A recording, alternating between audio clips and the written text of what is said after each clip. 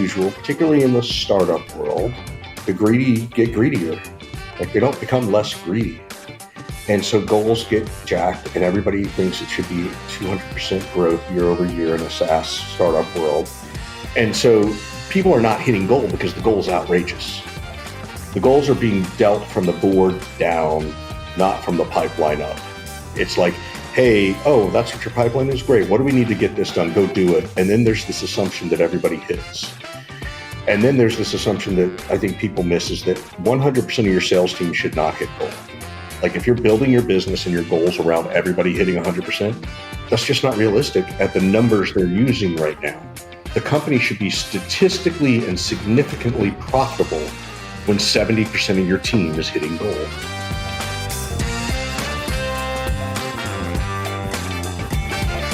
Hi, friends. Welcome to the Sales Enablement Podcast. I'm your host, Andy Paul.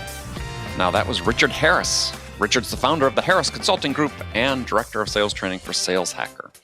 And he's joined me today on Sales Enablement, episode 795, to have a conversation about, well, sales training. It's one of my favorite topics because I believe it's one of the areas in sales where there's the biggest room for improvement.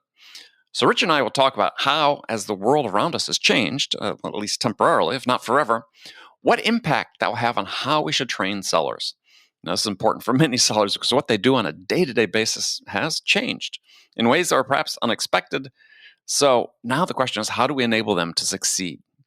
We're also digging into a topic that, at least to me, is even more important than sales training in terms of being essential to the success of individual sellers. That is how we train and enable frontline sales managers. Now, this is a vitally important subject that's generally ignored in sales. Because on average, I don't believe salespeople can improve any faster than their manager improves. So you'll be hearing more about this in my conversations with guests in upcoming episodes. All right. All this and much, much more. But before we get to Richard, I want to remind you to subscribe to this podcast, Sales Enablement with Andy Paul, wherever you listen to it. And if you subscribe, we'd certainly appreciate it if you could also give us your review about how we're doing in the form of a review. Thanks. Also, lastly, if you haven't connected with me on LinkedIn, please do that. LinkedIn/in/Real Andy Paul. That's right. There's only one Real Andy Paul. Let's jump into it. Richard, welcome back to the show. Thank you so much, Andy. It's good to be back. Yeah, it's been too long. I think that's fair to say. Oh, I appreciate it. But I'm also very grateful that you came on Scott and I Surf and Sales. So we appreciate you coming on and even just giving us some podcasting advice. We appreciate it. So you guys do a great job. Thank you. So congratulations since the last time we spoke too on your business endeavor that's happened. Well, thank you. With Ring DNA. That's pretty sweet. Like I'm trying to get there. Well, it's nice to be a role model for once. Yeah. No, it's been great. It's been absolutely great. So where have you been sort of sheltering in place? So shelter in place in Moraga, California, outside San Francisco, East Bay for people who are listening, sort of near between Berkeley and Walnut Creek, if you know the area. I lived in Moraga. Oh, you did? Did I not know that? I did. Well, I'm not sure I remember talking about it before, but yeah, I sort of 1980. Yeah. That was a long time ago, but yeah. That's great. That's really great. Where are you now? So I've spent the first close to 90 days of shutdown in New York City, Manhattan, and just yesterday, my wife and I escaped from New York. If you remember that film, and I do. I'm old enough. And we're back in San Diego. So okay, wow.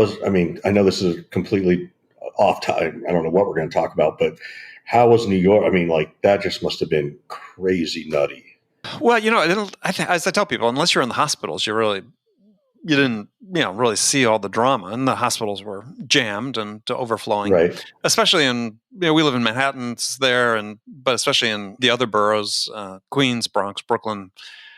Things are much more dire there than in Manhattan. How did you just go down the elevator 30 floors if you lived in a high rise? Like, that was like, oh, I'll wait for the next one, or you just sort of put your mask on and risk it?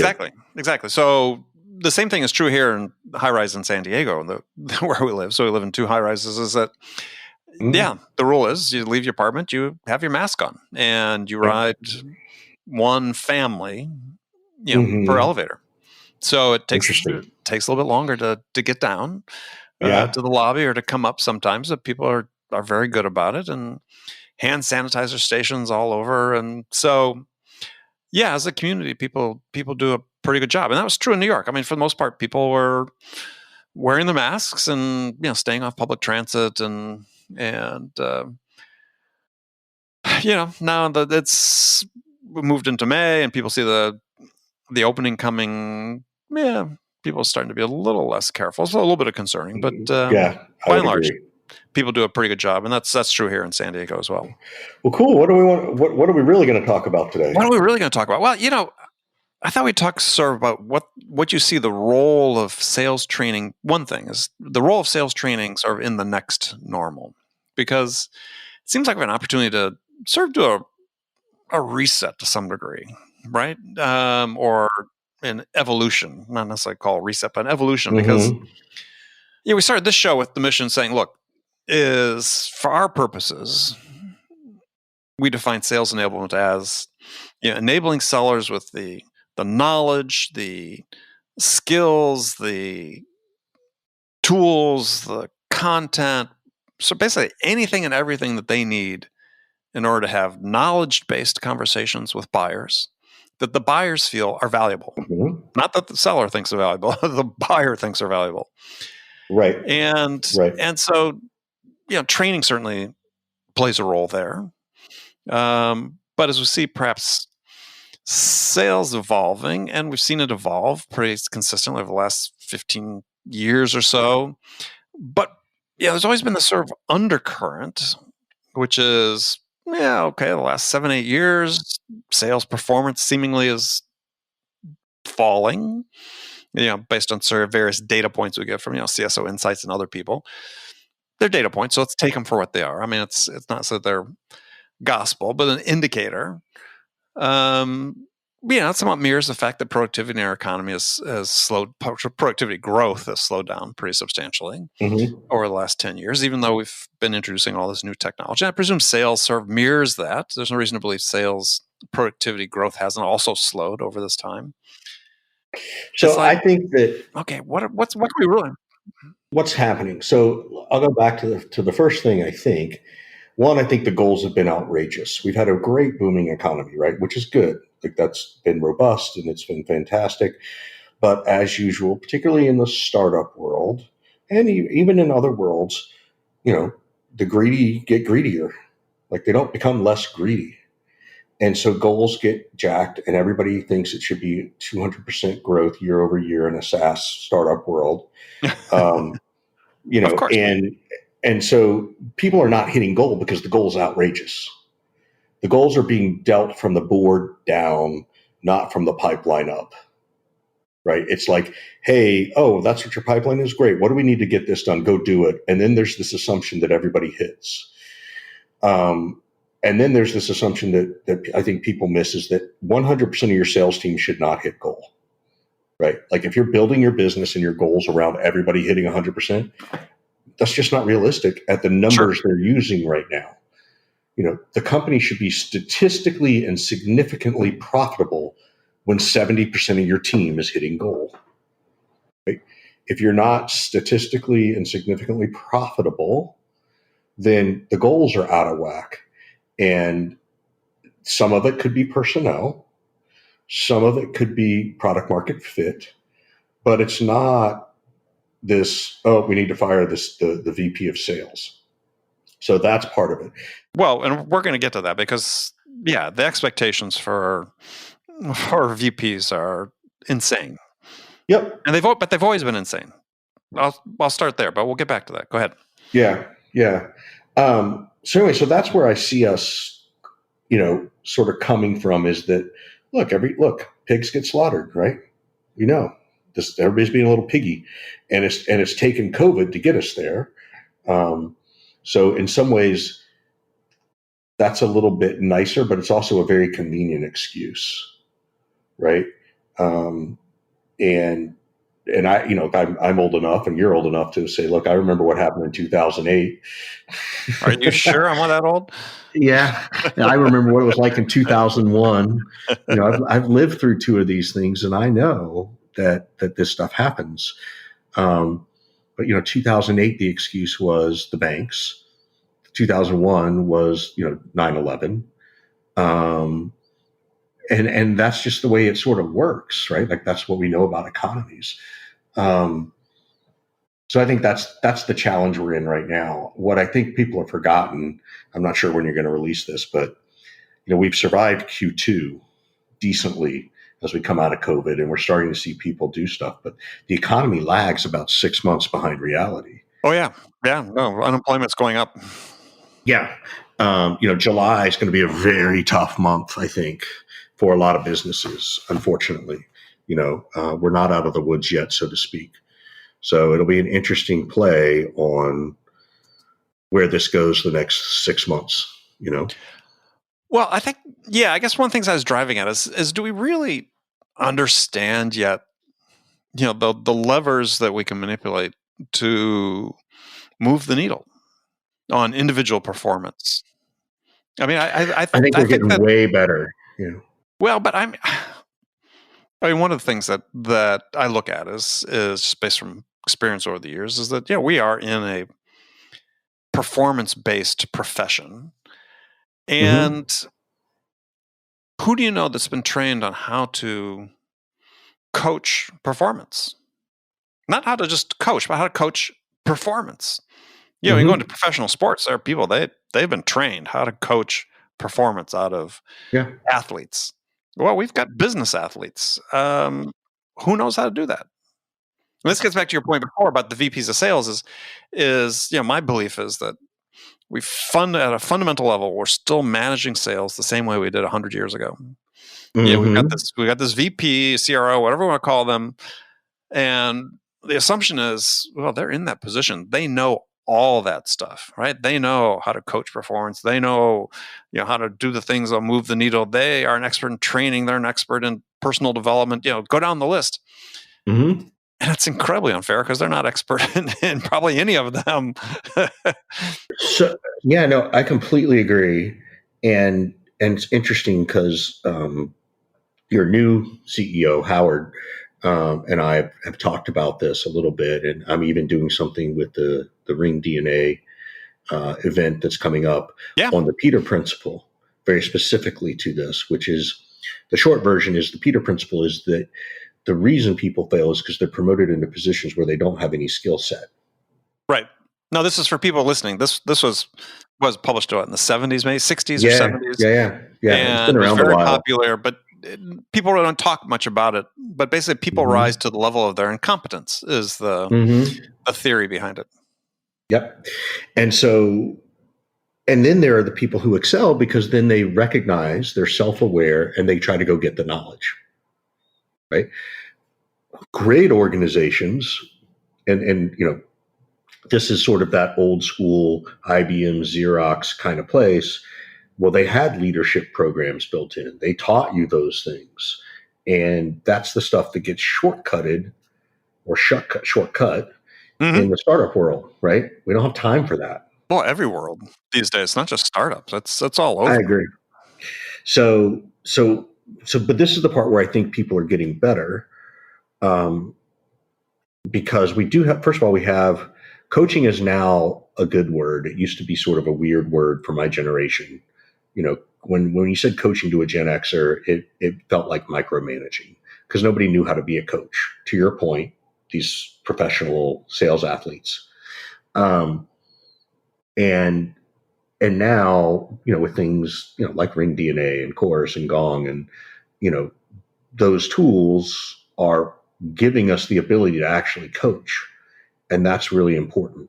And it's opened our eyes to the ability to coach. And now we're going to figure out how to coach. Now we know what to coach. Now we got to talk about how do we teach someone to be a good coach. Right? Exactly. How do we coach the coach? Exactly. And so I'm starting to see that stuff come out more and more. And then, in my sales training stuff that I do and my management stuff that I do for training, it's the principles are all the same, right? It's understanding, I still know how to use open and closed-ended questions if I'm managing a person versus navigating a deal. I still know how to use mirroring if I'm having a conversation, right? I still know how to use labeling and all these other techniques, multiple choice questions. We just never really been taught how to use it. And salespeople, in fact, we're taught to ignore our emotions. Don't worry about it, right? Don't take it personal. Well, wait a minute. I actually want to take it personal for a minute. I want to be upset, right? So, so we kind of have to sort of, hopefully I don't date us too much. You have to sort of, You keep saying us. I know. I do that to Scott too, even though he's 10 years younger than me. But you have to George Costanza it and sort of do everything the opposite, right? Be opposite George. Opposite day, yeah, right. Yeah. So I'll stop there. I'm sure you got another question somewhere. Well, but it speaks to several questions I wanted to dive into. Is so this idea about, we're still managing sales fundamentally the way we have, which is not very efficiently. And, we have sort of this hero complex we imbue the sales leader with. But then, we've got these managers that, given the lack of training that exists basically across the board, except for some of these legacy big companies. Yeah, I was interviewing an author who had written about first-time management jobs, and he cited research that showed, well, I'll ask you a question. So at what age does a manager typically receive their first leadership training? I would guess late 30s, early 40s. Yeah, 42. Yeah. And I think the number was that on average they'd been in management like 10 years before they get their first training. And then it's hey, was there any answer to why that existed? Like, that's fascinating to me. Well, I think that there's just this assumption that if we promote people into these positions, they know this stuff. Mm-hmm. And they don't.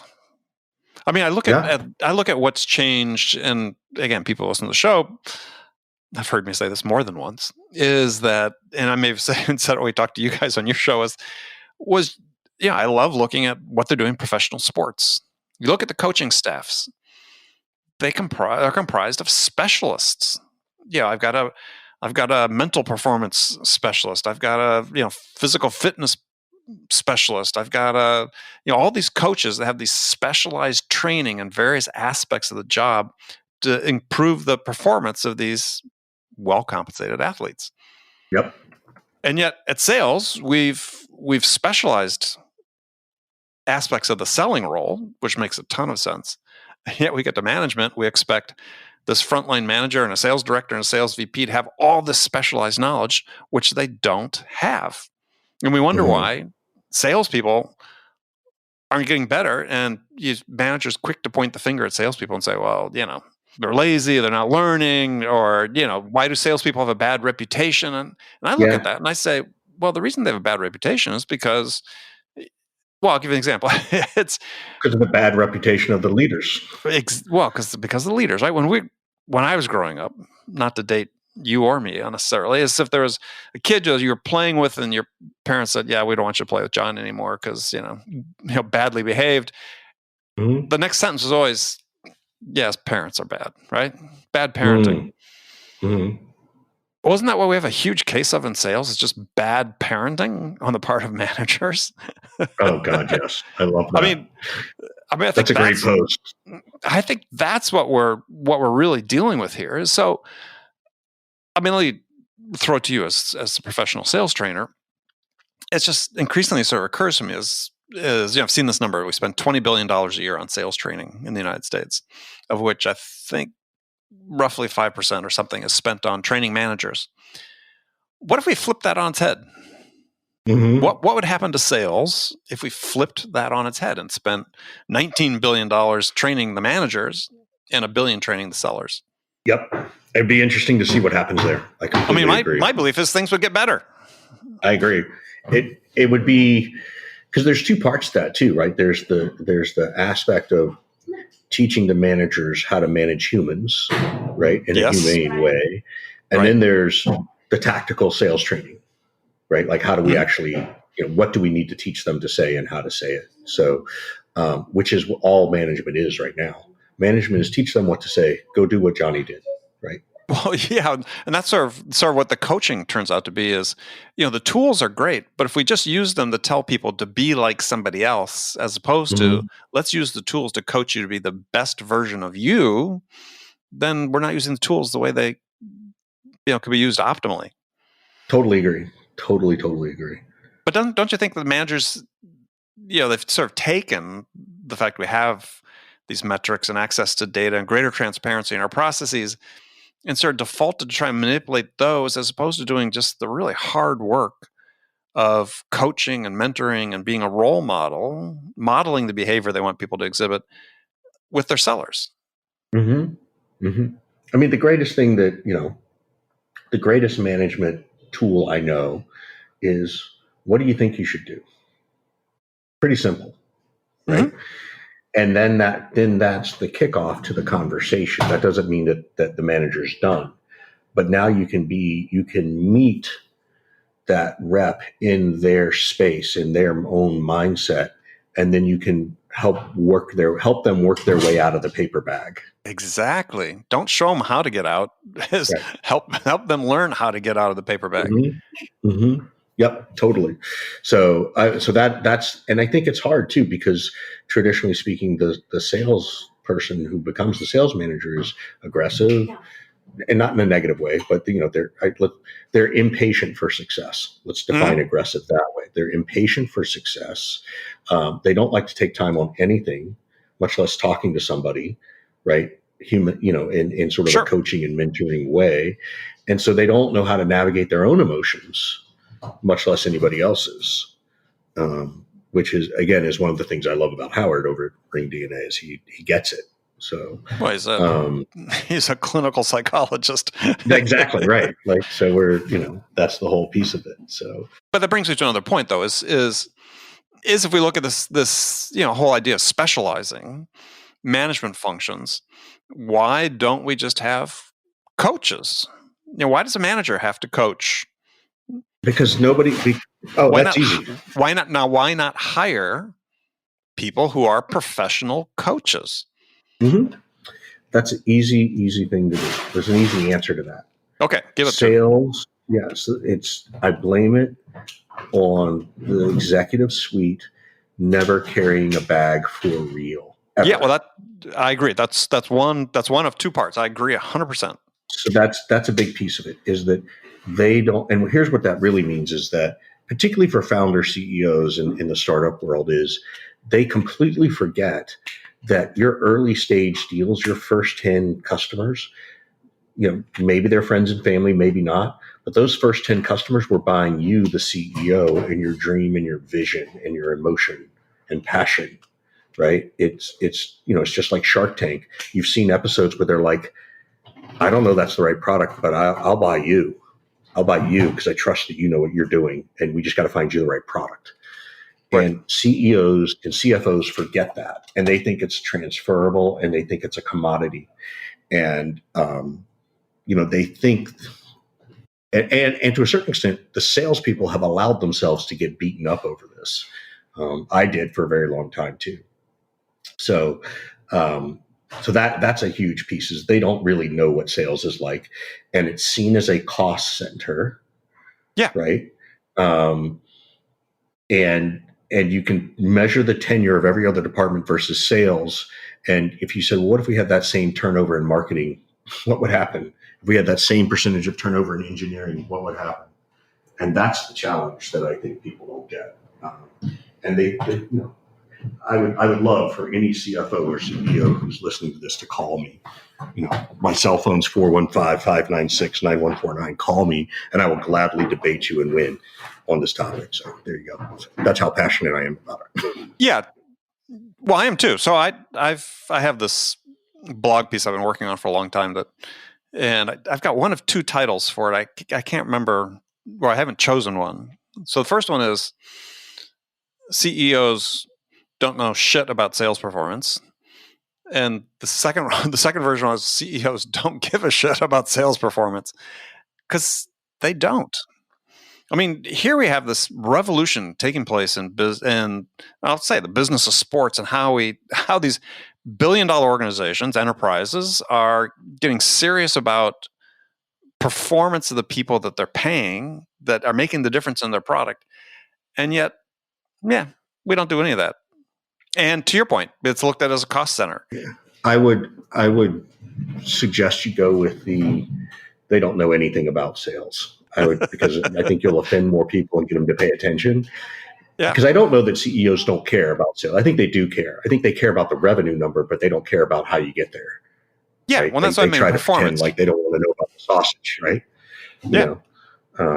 You could certainly change it to something. You can't like sales unless you can't understand sales unless you understand how the sausage is made. That's too long, but it's the same process. It's the same piece. Yeah, I think this is, you look at really the barriers, and this is a big one, right? It's until I don't think we can really fundamentally transform individual sales performance until we first transform sales managers, and for that to happen, we have to transform higher level sales leadership. Yep, completely agree. And until such time, it just feels like we're sort of trying to push a wet noodle up a hill with our nose. Mm-hmm. Mm-hmm. So, yeah. So what do you think the answer is then? So what is, let's flip it.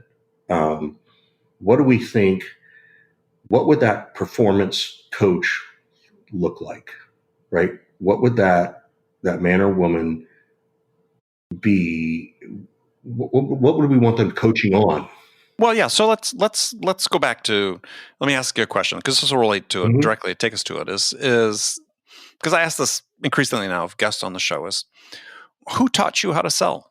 So I'm different, right? I'm a special snowflake. Both my parents were in sales growing up. So It was, so to a certain extent, some of it just came through osmosis. But when you're on the job. Yep. My first sales job was at a company called, was at The Gap. And the first sales process. The Gap. Yeah, exactly. You just dated yourself. So, but their sales process that I still know was called GAPAC: Greet, Approach, Product Knowledge, Add-on, Close, and Thank You. And so that was my first attempt at sales. Mm-hmm. Now that's retail.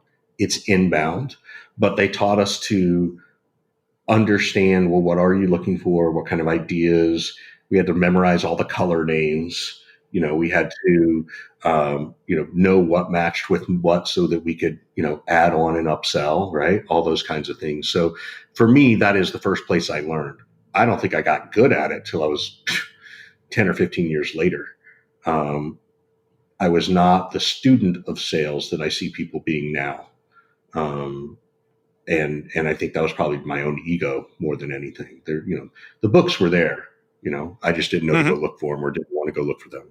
Yeah, in my case, it was really two people. One, my first boss, but what he did is we just talked a lot about the deals I was working on, but not in a detailed do this, do that, but just to your question before. So, what are you thinking about this deal?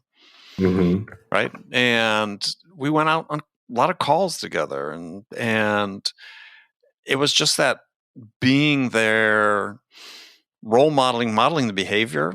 Sometimes we'd go on calls and people say, "Oh, don't let the boss do it." It's like, or take the lead. But sometimes it was great to do that because I learned so much from watching them give the pitch, answer objections, do the things that is like, oh, well, I won't do it that way, but I understand what I'm missing now and what I'm doing. Yeah. And I think that just modeling the behavior seems to be missing so much these days. Well, because partly is the way nature of the way we sell, but we need to. It seems like we need to bring more of that back in because people learn by observing other people. For me, is in order of hierarchy is I learned from my boss and mentor. Top, second was peers. Third was I learned from my customers. I learned a ton from my customers about how to sell. And fourth was training. Yep. So it's interesting because I see it a little bit differently. I don't know that I think we're racing too hard to go listen to this call here's a perfect call. I think that's good, but I still think there's, you still have to take your swings and at bats, right? You still, in that sports analogy, you still have to, Serena's still got to get on the court and practice Repetition. Every day. Repetition. Let's face it, she's Serena Williams, and greatest female athlete, if not all athletes, with what she's been able to do in her career. But she still has to get back to the practice. And she has a coach on the court though. In her practice, she has a coach on the court. So, exactly. Every day. Entirely.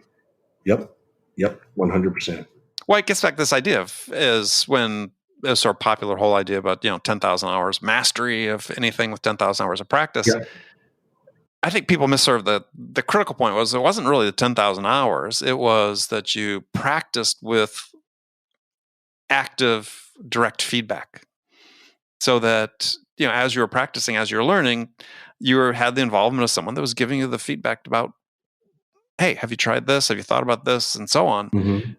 That's what drove people to learn. It wasn't the 10,000 hours. Without the coaching, without the deliberate direct coaching, they could have gone 20,000 hours, not mastered it. So it wasn't about the level of effort. It was about the effort with feedback. So I completely agree. And I think that's the part that's missing. But I think to what we were saying a few minutes ago, that's the part where we're getting back to, right? We're now recognizing that because of, the Ring DNA tools, right? Where you can record the call and go back and coach to the call. What's now lacking and what's become apparent is we don't know how to teach the coach to coach the rep. Yeah. Right. We don't need to teach them that kind of stuff.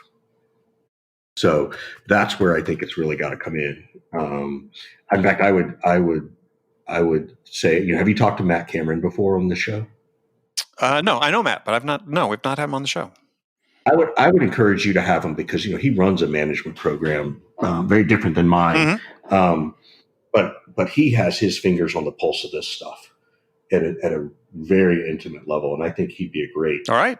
Great suggestion. Great conversation. And I'm more than happy to make an introduction. Oh, no, I know Matt. Yeah.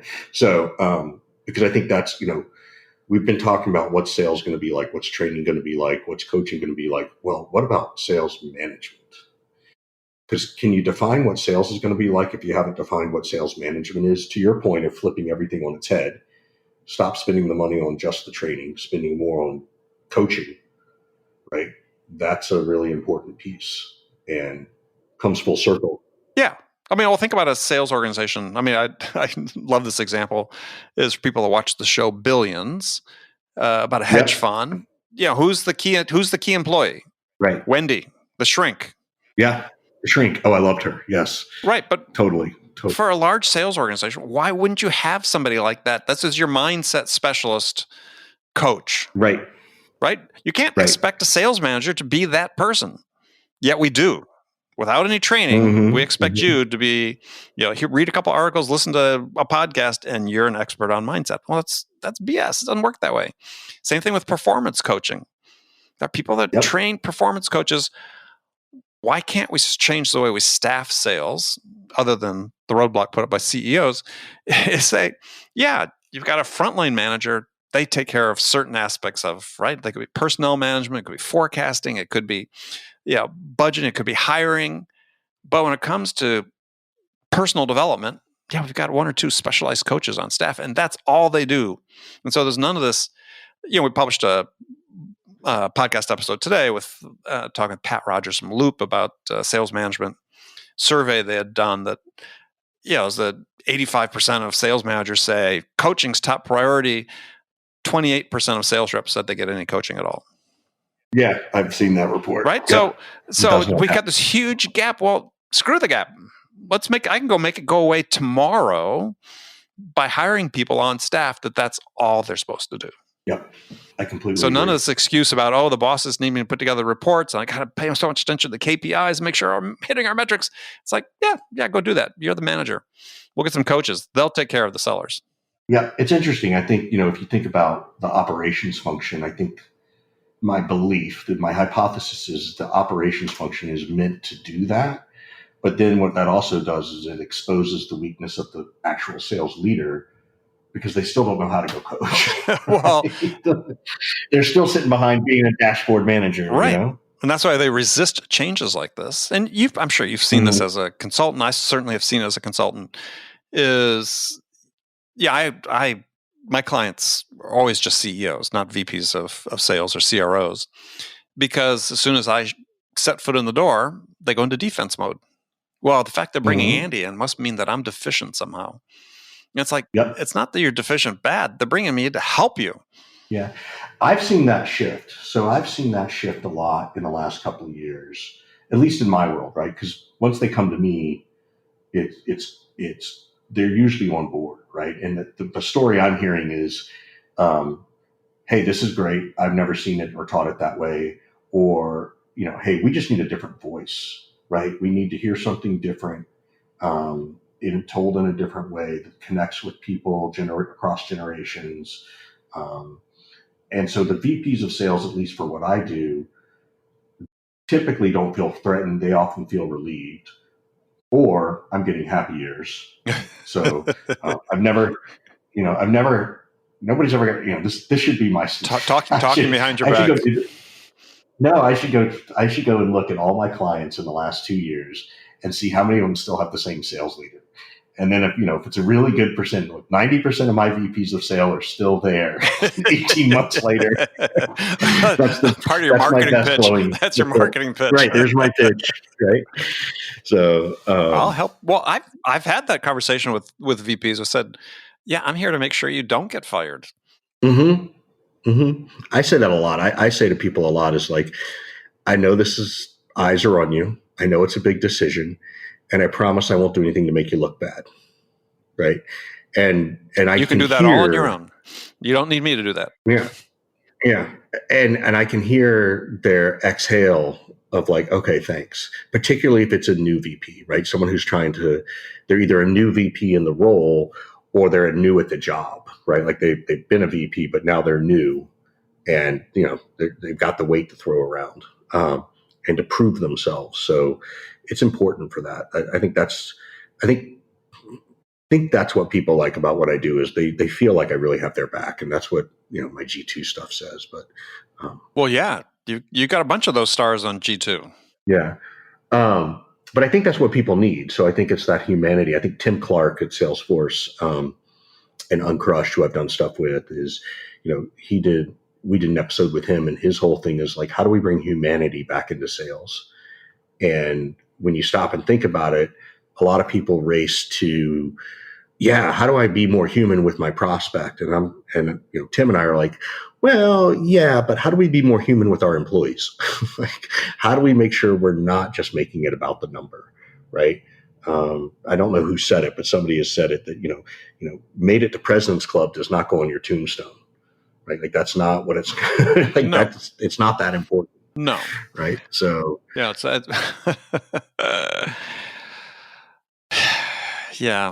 a big task. But I think that one of the things on the human element that just are sighing about is that, we talk about that, but by the same token, we look at the expectations for like onboarding programs. And I remember reading this quote from a soccer coach in the UK, a Premier League coach, and he's saying before we train the soccer player, we train the human. And I thought, oh, that's brilliant, right? That's really good. Before we train the soccer player, we train the human. And again, to your point, we don't do that at all in sales.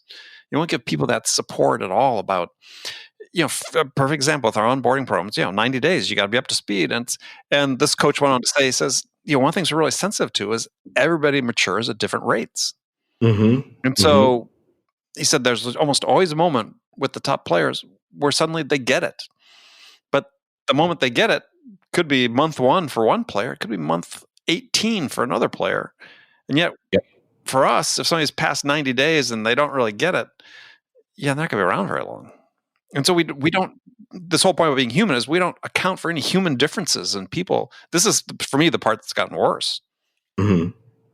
Yeah, I completely agree. And I think we're about to see it now. Like, I think it's with what's happening in COVID and where it's going to take us is the mediocrity is being weeded out. to a certain degree.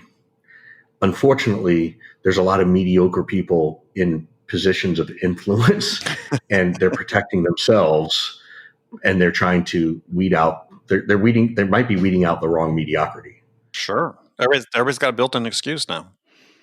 Right. So, and that, I've talked to a couple of people, and they've shown me their leaderboard, and they're number one or number two, and they're the ones who are getting let go from COVID. And I'm like, wait a minute. I'm really sorry, but be glad you're not working for that leader anymore. Well, yeah. Why? So why were they being let go? That's amazing. Yeah. I have no idea. I have no clue. Like they were, the excuse was we have to downsize. Like we have to COVID it. Like it's the COVID thing. I'm like, okay, but who are they keep? Did they keep people or did they let go of the whole team? No, they kept people. So now there's favoritism. Right. I don't know, that's nepotism in most of the companies I work with. No, favoritism. I mean, it's there. That's a whole nother book somebody needs to write. I mean, it's like if salespeople think they're playing on a level playing field, it's just not the case. And this is another thing. Totally agree. Yeah, when we talk about performance and sales as an aggregate, it's what account for a lot of the individual variations. Yeah, people getting fed the better leads, better territories, better accounts. You can just go down the list. But that's another day. We'll have to solve that one. Totally agree. All right. Well, Richard, running out of time, as always, been a pleasure. We won't wait so long the next time to do it. And people want to connect with you. What's the best way to do that? Well, easiest is LinkedIn, right? Like Richard Harris. I'm the guy who, hacked and trademarked his name, even though you can't legally do it. That's how you'll find me. And then, you can find me at richard@rharris415.com is my email address. And, I gave out my cell phone, but here it is again, 415-596-9149. Nobody ever calls me. That's why I love giving it out. All right. So audience, let's prove them wrong. Yeah. Somebody pick up the phone and call Richard. And text me. Yeah. I'll take the call. Yeah. I'll take it. Be modern. Perfect. So, all right, Richard. All right. It's fun, Andy. I really appreciate the time. It's always good to catch up with you. Always. I'll look forward to doing it again soon. All right. Talk to you later. Okay, friends, that's it for this episode. First of all, I want to thank you for taking the time to listen. So grateful for your support of the show, and I want to thank Richard Harris for sharing his wisdom with us today. If you enjoyed this episode, please subscribe to this podcast, Sales Enablement with Andy Paul, on iTunes, Spotify, or wherever you listen to this podcast. And if you could also leave us a rating or a review and let us know how we're doing, we'd really appreciate it. You can do all that on your phone in less than a minute as soon as this podcast is over. So thanks for your help. And thank you again so much for investing your time with us today. Until next time, I'm your host, Andy Paul. Good selling, everyone.